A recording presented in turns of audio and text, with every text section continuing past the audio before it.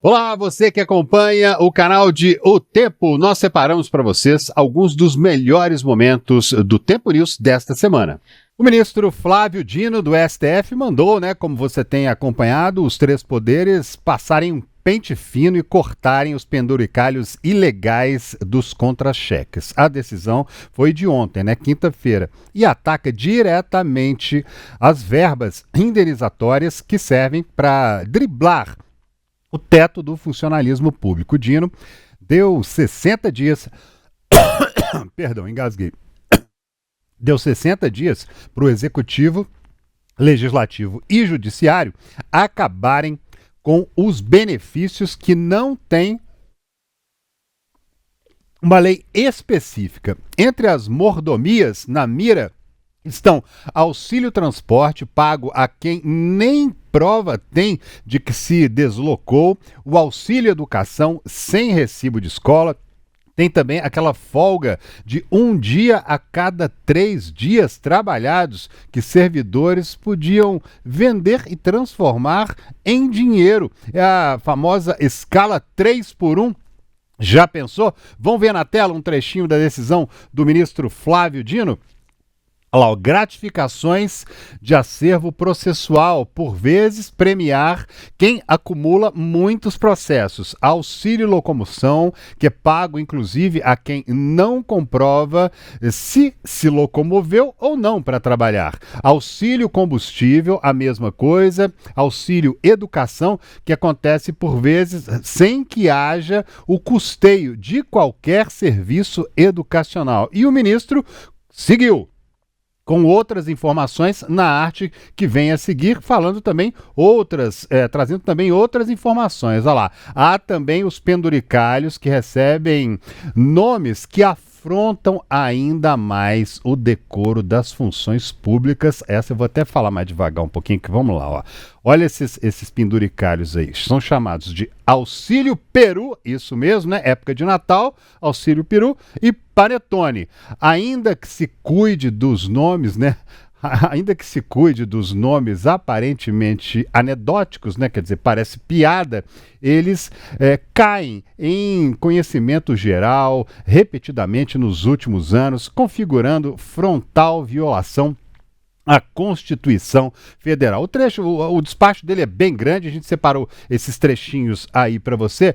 Isso tudo vai ter que acabar se não tiver amparo no Congresso. E o importante é explicar que a canetada do Flávio Dino não mexe no salário base, nem nos reajustes dos servidores do Legislativo, aprovado nesta semana, porque esses têm previsão legal. O objetivo é barrar a criatividade, vamos dizer assim, administrativa, usada só para inflar ganhos acima do que determina a Constituição Federal e seus limites. Parlamentares de diferentes partidos ainda avaliam como reagir à decisão do ministro Flávio Dino. Claro que a maioria quer apoio, que apoiou, saiu em defesa da liminar. Vamos conferir alguns pontos das redes sociais?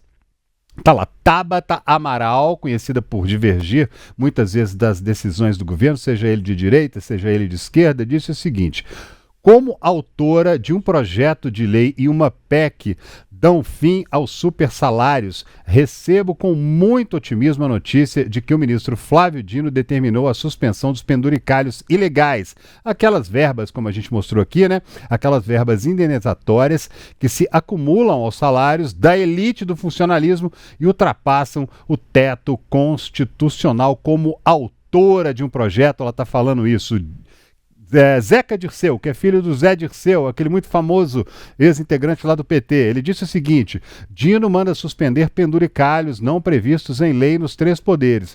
Já passou da hora. Há tempos lutamos para votar projetos que ponham fim aos super salários. Infelizmente, a maioria do Congresso não deixa votar, fica tudo parado e eles não conseguem. Quem falou também foi Renan Calheiros, tá aí o que ele disse, Quando presidiu o Senado, ninguém ganhava acima do teto, afirmou o Renan Calheiros. A elogiável decisão do ministro Flávio Dino está lastreada na Constituição e é autoaplicável.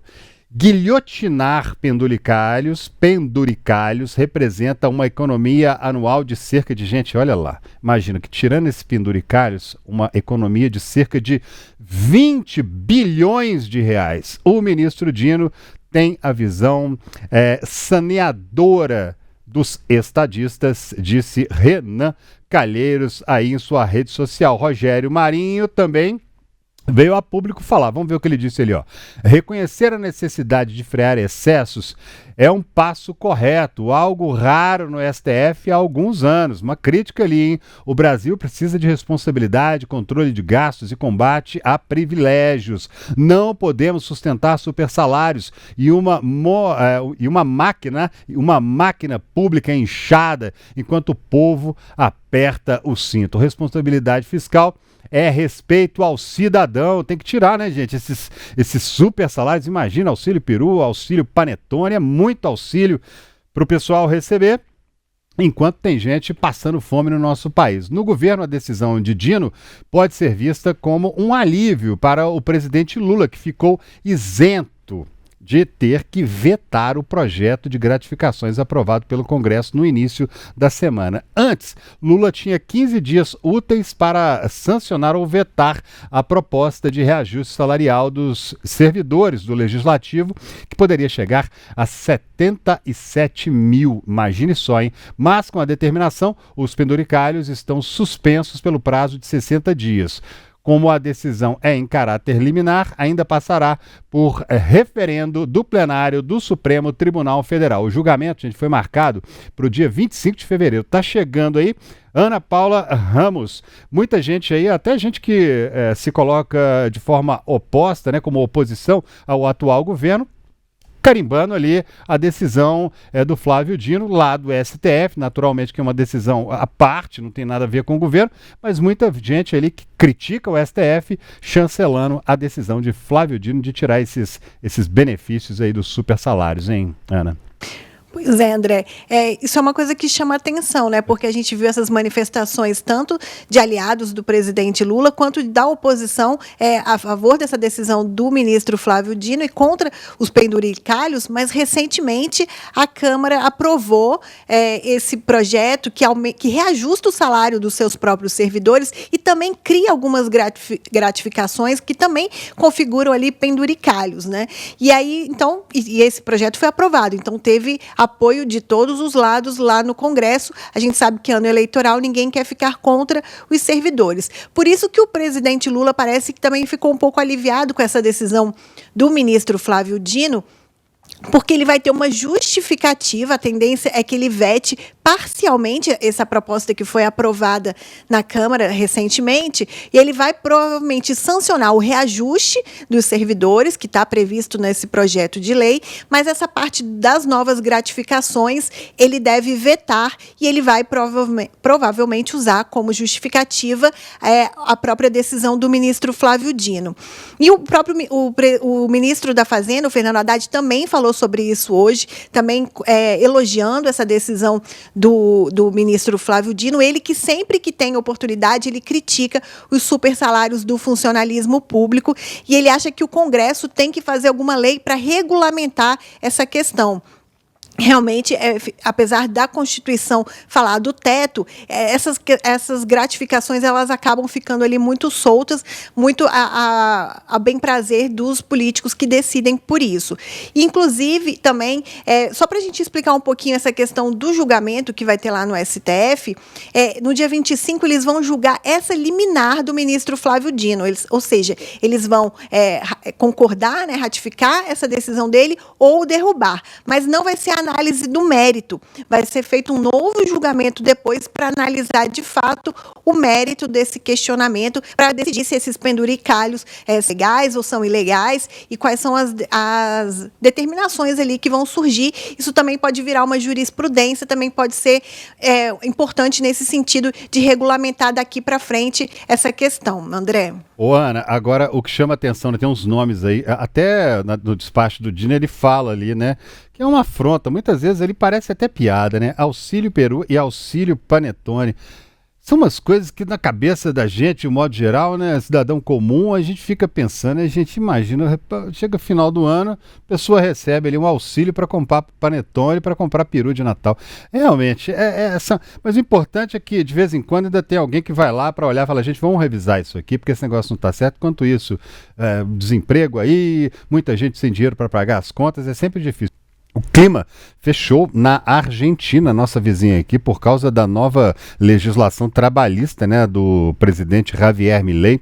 O projeto foi aprovado pela Câmara dos Deputados com 135 votos favoráveis, sob forte protesto e uma paralisação geral que travou parte do país vizinho. Mesmo sob protestos, o presidente argentino Milei comemorou nas redes sociais e disse que as mudanças vão fazer o país ser grande novamente. Vamos ver na tela o que foi que disse o presidente argentino. Olha, quando você ler ou ouvir alguém priorizar a forma de derretimento dos resultados, compartilhe este vídeo e outros, especialmente aqueles que vêm das ruas, para que fique claro o que enfrentamos se estivermos determinados a fazer as mudanças que tornarão a Argentina grande, forte novamente, disse aí o presidente Javier Milei em suas falas aí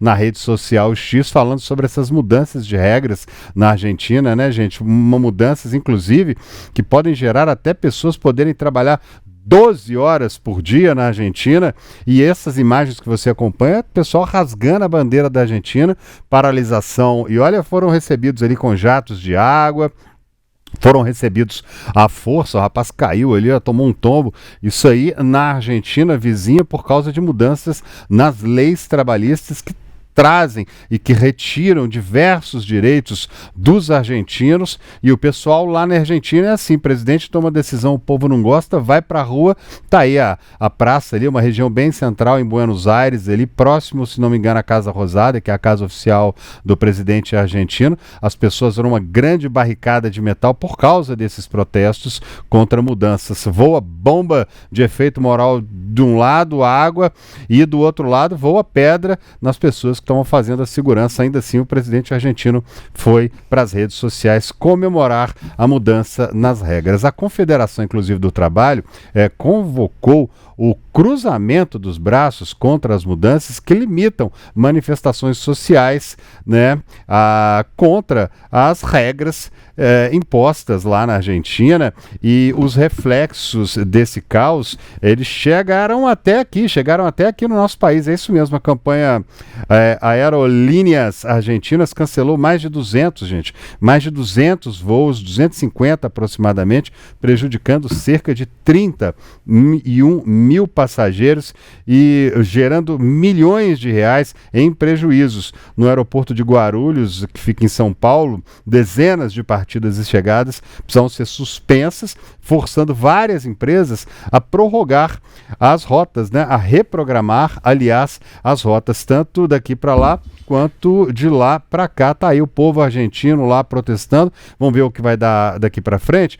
E eu decidi, inclusive, separar um trechinho aqui do Frederico Duboc, que é mestre em Relações Internacionais e editor de opinião de O Tempo, que falou hoje sobre os protestos e sobre essas mudanças nas leis trabalhistas na vizinha Argentina. Vamos acompanhar? Javier Milei vem dos 2 primeiros anos, ele fez um combate muito forte com relação à inflação. A inflação caiu praticamente para 1/3 do que era quando ele assumiu. Hoje está em 32%, mas houve uma queda significativa, e ele está tentando criar um bloco de medidas liberalizantes, né, e que permitam maior flexibilização da lei trabalhista e maior parte de investimento privado. Essa lei trabalhista, ela tem por objetivo enfrentar a questão da informalidade. Atualmente, a informalidade na Argentina do trabalho é em torno de 47% dos trabalhadores, né? A Argentina também tem um índice de desemprego alto, né? Hoje tem mais ou menos 1 milhão de argentinos desempregados. 300 mil nesses últimos 2 anos, justamente por causa desse embate entre as medidas mais liberalizantes, redução de incentivos e ainda o alto custo trabalhista. A reforma que foi aprovada no Senado há uma semana atrás, ela tinha um ponto que caiu ontem à noite e que por isso voltou hoje. Hoje ela vai continuar sendo avaliada pelo Senado. E que ponto que é esse? É a questão da redução de 50% do salário do trabalhador afastado por acidente quando o acidente não ocorresse dentro do ambiente de trabalho. Então, isso gerou uma resistência muito grande e demandou muita negociação. E, ao mesmo tempo, acirrou o ânimo da CGT, como nós vimos. Teve essa manifestação gigantesca, com protestos na porta do Congresso, justamente para impedir a votação, né? A greve não teve o apoio tão grande quanto das outras vezes. Várias empresas de transporte não aderiram, então conseguiu romper um pouco. Mas vários serviços públicos aderiram. Então, houve essa pressão, e essa pressão reverteu dentro do plenário também. Um outro ponto que é bastante polêmico dentro dessa reforma trabalhista e que gera muita dificuldade de aprovação, né? Não dificuldade porque foi aprovado, mas gera muita resistência, é o tal do Fundo de Assistência Trabalhista. O Fundo de Assistência Trabalhista vai ser retirado dos salários, né, em torno de 2,5% do valor pago. As empresas vão direcionar para esse fundo e não para a Seguridade Social. O que acontece? Ele vai gerar um fundo de capital privado para a movimentação no mercado de capitais na Bolsa, e esse dinheiro geraria em torno de 4 bilhões de dólares para a Bolsa e não para a Seguridade Social. Por isso gera essa resistência. Muito obrigado. Portanto, aí a fala, né, de Frederico Duboc, que é mestre em Relações Internacionais, editor de opinião de O Tempo, falando hoje cedo, aí no Primeira Análise, conversando com a colega Círia Cacheto. Agora vamos lá, em Brasília. Lu, o texto ainda precisa, né, voltar para o Senado argentino, e essa onda de manifestações pode mexer, inclusive, nas relações diplomáticas e negócios aqui no Brasil. Como é que estão as repercussões por aqui, aí em Brasília? Como é que se está vendo esta situação? Olha, essa situação na Argentina ainda é monitorada nos bastidores pelo governo brasileiro, mais especificamente pela diplomacia, por equipes do Ministério das Relações Exteriores, mas de forma ainda muito discreta, e também não repercute muito publicamente entre atores políticos. A gente tem um levantamento, por exemplo, no Congresso Nacional, nomes da oposição que têm até uma posição política mais alinhada ao de Javier Milei, presidente da Argentina. Eles têm evitado se manifestar até o momento. Nós não vimos posições sendo publicadas, sendo declaradas por esses nomes da oposição brasileira em relação aos protestos, a toda essa discussão que acontece na Argentina. Entre alguns governistas, a gente viu algumas manifestações, eles falam até em retrocesso. Eu cito aqui alguns nomes que publicaram essas posições. Paulo Pimenta, que foi ex-ministro, que é ex-ministro do governo Lula, os deputados Carlos Zaratini, Lindbergh Farias, todos adotaram essa posição mais crítica aos acontecimentos na Argentina. Nós tivemos também uma nota conjunta assinada pelos presidentes de 6 centrais sindicais. Eu tenho a lista aqui, elas são a Central Única dos Trabalhadores, a Força Sindical, União Geral dos Trabalhadores, Central dos Trabalhadores e Trabalhadoras do Brasil, Central dos Sindicatos Brasileiros e Nova Central Sindicato de Trabalhadores. Essas 6 entidades, então, em uma declaração conjunta, manifestaram apoio à greve geral convocada pelos trabalhadores em resistência à proposta de reforma trabalhista de Javier Milei. Eles disseram que a reforma apresentada como modernização nada mais é do que um amplo retrocesso social, um ataque frontal aos direitos históricos da classe trabalhadora argentina, à negociação coletiva, às convenções internacionais da OIT e ao papel dos os sindicatos. E também citaram a reforma trabalhista que ocorreu no Brasil em 2017, no governo do ex-presidente Michel Temer. Eles citaram, de acordo com eles, isso foi algo que aumentou a informalidade, a insegurança jurídica e a vulnerabilidade social. Uma nota, então, que traz um comparativo com essa reforma que foi feita no Brasil em 2017. O ministro do Supremo Tribunal Federal, André Mendonça, decidiu que o banqueiro Daniel Vorcaro não é obrigado a prestar esclarecimentos na CPMI do INSS e nem no Senado. O dono do Banco Master é alvo de investigações sobre supostas fraudes em empréstimos consignados e agora avalia faltar às sessões marcadas para a próxima semana. De acordo com o magistrado, como o Vorcaro está na condição de investigado, ele tem sim o direito constitucional de não produzir provas contra ele mesmo. Essa medida ainda proibiu o empresário de usar aviões particulares, jatinho, para ir à capital federal. Como ele está sob prisão domiciliar em Belo Horizonte, terá que viajar em voo comercial ou em uma aeronave da Polícia Federal, isso tudo sob escolta, viu, gente? O banco foi liquidado recentemente pelo Banco Central e o caso envolve milhares de aposentados que sofrem descontos indevidos. Ô Lu, vou te chamar aqui, como é que esse aval do Supremo repercutiu no Congresso e quais são os próximos passos desse colegiado de parlamentares, hein, Lu?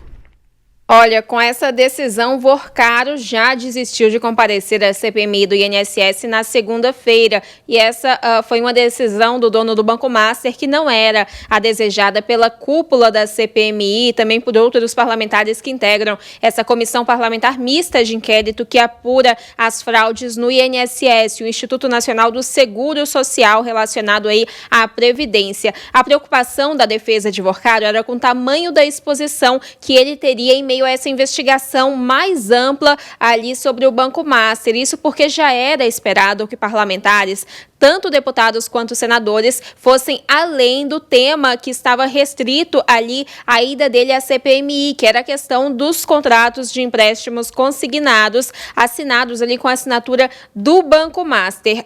Viana, o presidente da CPMI, senador Carlos Viana, ele tinha ido ao STF para uma reunião com o ministro Dias Toffoli, tinha costurado ali também um acordo com a defesa de Vorcaro para garantir esse depoimento, que inicialmente tinha sido marcado até para o dia 26 de fevereiro, mas tinha sido depois adiantado para o dia 23, mas nem com esse acordo construído para que Vorcaro comparecesse ali com algumas condições, o dono do Banco Master manteve essa intenção de comparecer ao Congresso Nacional no início da próxima semana. Isso não foi suficiente, então, para manter esse depoimento. No lugar de Vorcaro, a CPMI deve ouvir na segunda-feira, em uma sessão marcada para 4 horas da tarde, a empresária Ingrid Piquis-Kene. Ela é casada com Cícero Marcelino, que é assessor do presidente da Confederação Nacional dos Agricultores Familiares e Empreendedores Familiares Rurais do Brasil, a CONAFER. Cícero é suspeito de ser um dos operadores das fraudes contra aposentados e pensionistas do INSS. Então, na próxima semana, sem previsão de Daniel Vorcaro na CPMI do INSS, como estava nessa agenda divulgada por Carlos Viana.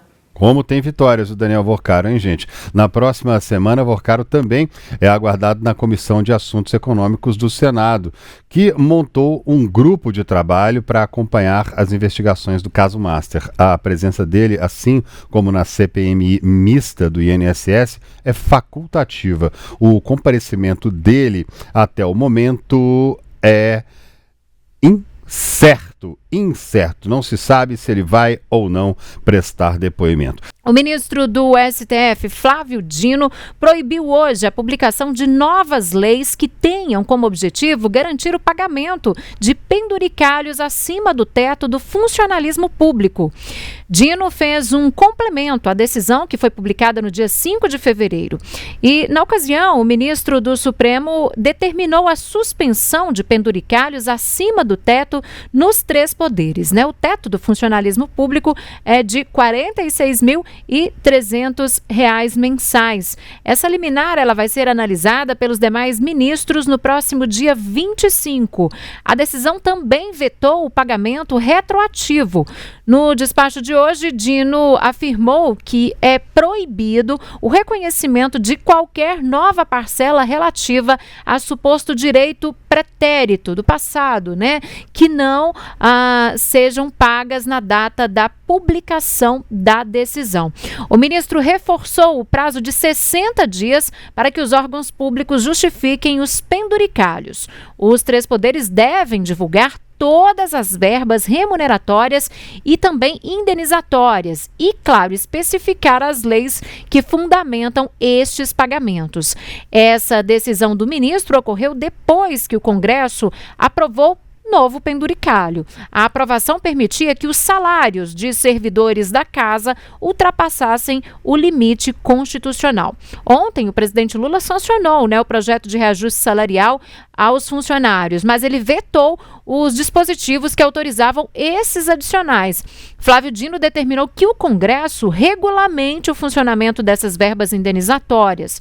Ao suspender os penduricalhos, o ministro também destacou que o Legislativo aprovou em 2024 uma emenda constitucional autorizando que esses benefícios fiquem fora do teto do funcionalismo, desde que estejam previstos em lei específica.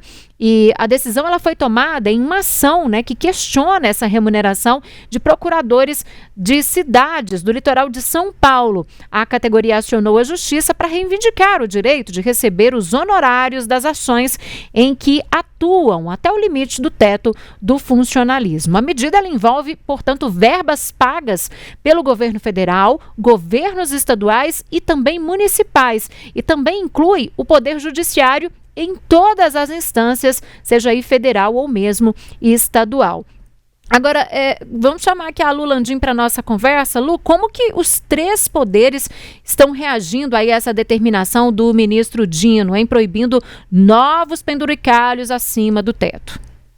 Olha, os poderes já estão nessa fase de revisão desses pagamentos, levantando as informações, vendo o que é pago, o que não é, o que entra nessa regra, desde essa primeira decisão de Flávio Dino no dia 5 de fevereiro. Mas essa nova de hoje, essa assinatura que o ministro deu nesse documento hoje, tem uma pressão mais direta ao Congresso Nacional, porque Dino falou ali que o Supremo Tribunal Federal vai criar um regime de transição se o Poder Legislativo não regulamentar quais penduricalhos são, de fato, exceções ao teto constitucional. Nós já vimos ordens saindo do Supremo Tribunal Federal em outras ocasiões ao Congresso Nacional que não foram recebidas da melhor forma ali pelos parlamentares, tanto por deputados quanto por senadores que afirmam haver até uma interferência do Poder Judiciário sobre o Poder Legislativo, sobre o parlamento ali. Então, a gente vê uma nova determinação de Dino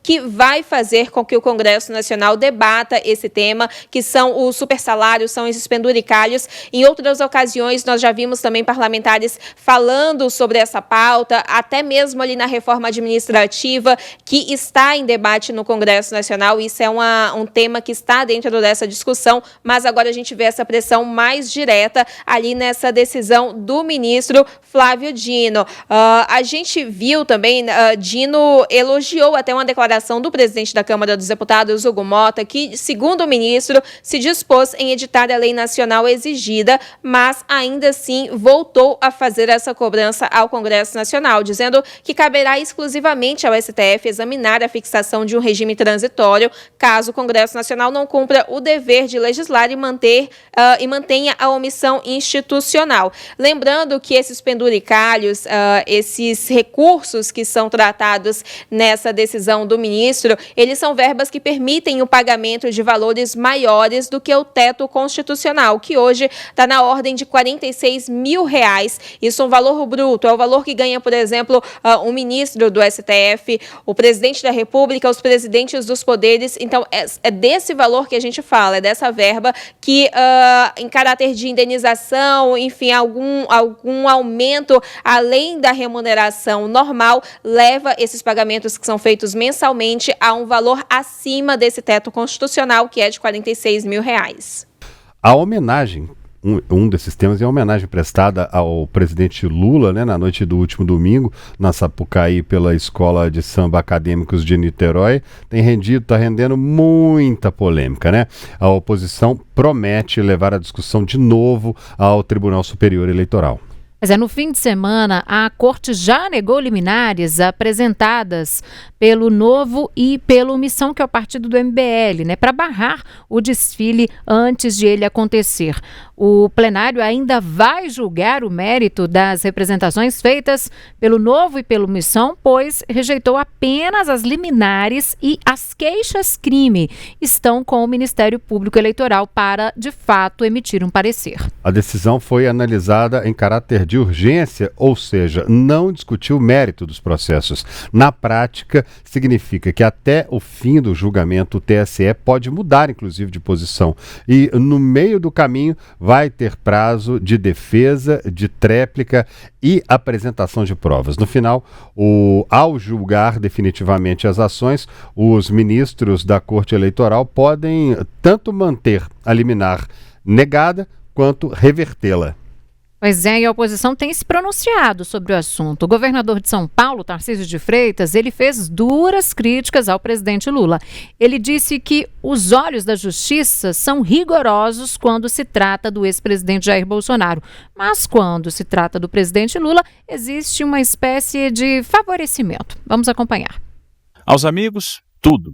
Os favores, aos inimigos, a lei. Essa frase frequentemente atribuída a Maquiavel reflete uma máxima da política brasileira, o uso parcial e seletivo do poder público, favorecendo aliados, enquanto aplica rigorosamente a lei contra opositores. Nas eleições de 22, o Brasil viu uma postura muito dura em relação ao Bolsonaro, declarado inelegível por abuso de poder político e uso indevido dos meios de comunicação durante a reunião com embaixadores que foi realizada em julho de 22 no Palácio do Alvorada, e abuso de poder político e econômico nas comemorações do bicentenário da independência, no 7 de setembro. E nessa ocasião, após o encerramento do desfile cívico-militar, depois das comemorações, ele discursou para as pessoas que ali estavam. Podíamos também lembrar de outros casos, outros fatos, como a proibição de veiculação de documentários, como do Brasil Paralelo, críticos ao seu oponente, hoje presidente da República, o que na época não foi considerada censura prévia, mas proibição de veiculação de conteúdo com caráter eleitoral. E detalhe, baixar o documentário era um ato voluntário, individual. O documentário não ia ser veiculado na TV aberta. Perceberam a diferença? Pois bem, se o desfile de ontem não foi propaganda antecipada, o que será então? Por que não haverá o mesmo rigor agora? E não havendo, quanto elásticas serão as interpretações a partir desse momento. No samba enredo havia um refrão com trecho do jingle usado pelo PT em quase todas as campanhas pós-redemocratização. Além disso, menções a bandeiras de campanha do atual governo, com direito à entrada do mandatário na avenida. Lamentavelmente, a sátira, a ironia, a pesquisa histórica, as homenagens e até a crítica, que sempre marcaram os carnavais, deram lugar à propaganda política descarada, ao desrespeito aos evangélicos, ao discurso divisionista. Tá valendo tudo, e nesse vale tudo, quem é que perde? Perde o Brasil. Perde a oportunidade de investigar o motivo da nossa estagnação. Perdem-se oportunidades uma atrás da outra. Cada vez mais ficamos distantes de estabelecer uma visão consensual acerca do país que queremos. Assim, não conseguimos caminhar na direção do futuro. É o país dos amigos, do patrimonialismo, da captura do orçamento público, da desigualdade não resolvida. Um país que não discute a qualidade da sua liderança, envelhecida, com um processo de substituição muito lento. Que não discute a questão da produtividade, que é tão importante, que não discute a qualidade das suas instituições. Aliás, não há como sermos fortes sem instituições fortes, com um sistema de freios e contrapesos que funcione, com um mercado mais competitivo, que busque a inovação. É necessário ter um bom diagnóstico da história para pensar o futuro, porque temos alguns nichos de excelência aqui e porque tanta coisa ainda assim dá errado. A disfuncionalidade institucional está nos trazendo sérios problemas. Temos uma crise fiscal contratada. E aí? Quem está discutindo isso? O PT vai entrar numa nova disputa presidencial. E aí? Quais as ideias que vão para a mesa?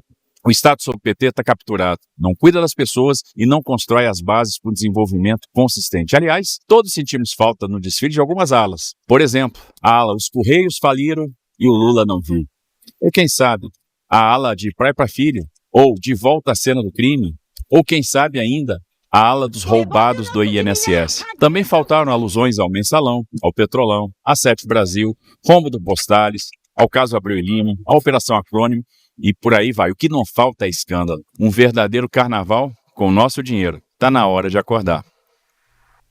É um assunto que tem dado muito o que falar, tem repercutido bastante, né? Gabriel Ferreira Borges, quais as penalidades possíveis aí, caso de fato, né, o TSE entenda no final de todos esses processos que houve propaganda eleitoral antecipada?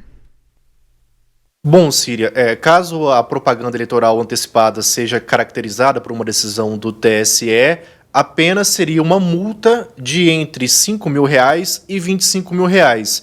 Mas no julgamento das liminares pedidas tanto pelo Partido Novo quanto pelo Partido Missão, na última quinta-feira, ministros do TSE já indicaram que todas as circunstâncias que estavam naquele momento previstas para o desfile, se fossem configuradas de fato, poderiam caracterizar outros tipos de ilícitos eleitorais, como, por exemplo, abuso de poder econômico, abuso de poder político e o uso indevido de meios de comunicação. No caso, esses crimes, por exemplo, poderiam provocar não só a inelegibilidade, como também a cassação de um eventual registro de candidatura de Lula à reeleição como presidente da República. Esses crimes, por exemplo, esses ilícitos que eu citei agora, foram os ilícitos pelos quais o ex-presidente Jair Bolsonaro foi condenado quando foi declarado inelegível pelo TSE há 3 anos. Gente, obrigado, Gabriel. Daqui a pouquinho a gente volta a falar. Antes, eu quero trazer para vocês aqui a nossa enquete de hoje. Você acha que o desfile em homenagem a Lula foi propaganda eleitoral antecipada? Estamos perguntando para você. Quem decide isso é a Justiça. Mas olha aqui, 78% até agora das pessoas que participaram estão dizendo que sim, que foi propaganda eleitoral antecipada. Vamos seguir, porque o Flávio Bolsonaro, né, filho do ex-presidente e pré-candidato à presidência da República, chamou de um suposto uso indevido de dinheiro público para patrocinar o desfile em homenagem ao presidente Lula. Eu quero me dirigir a você, que não é simpatizante nem de Bolsonaro e nem de Lula, sobre o ocorrido ontem no Carnaval do Rio. Quem é de direita ficou indignado com um show de horrores e de crimes cometidos na Sapucaí. Quem é de esquerda deve ter ficado feliz de ver a pessoa que era presidente da República nos maiores esquemas de corrupção da história brasileira sendo tratado como herói. Agora, você, que não se declara nem de direita nem de esquerda, ficou feliz de ver o dinheiro dos seus impostos sendo usado para fazer campanha antecipada para o Lula? Você que é cristão, ficou feliz de ver a escola de samba do Lula fazer chacota com a sua fé, colocando você, seu pastor, seu padre e a sua igreja dentro de uma latinha de conserva? E você, que é de uma comunidade que vive grande parte do ano se preparando para esse desfile na Sapucaí, que vira à noite na quadra para entregar as fantasias, os carros alegóricos, que faz dezenas de ensaios para que tudo ocorra de forma impecável nos 80 minutos de apresentação? Ficou feliz de saber que os jurados podem estar dando nota alta para uma escola de samba medíocre só para fazer média com um político? Isso é justo? Se você também ficou indignado de saber que o dinheiro dos seus impostos foi usado para fazer campanha antecipada para o Lula, também ficou indignado de desdenharem da sua fé e da sua igreja, e também ficou indignado com a possibilidade da sua escola sofrer um julgamento injusto para favorecer o Lula, eu te pergunto, você quer continuar vivendo num país onde a malandragem está acima da lei, onde o mau exemplo vem de cima, onde a justiça prende inocentes e deixa os ladrões livres? Democracia forte não é a que escolhe alvos, é a que trata a todos com a mesma medida.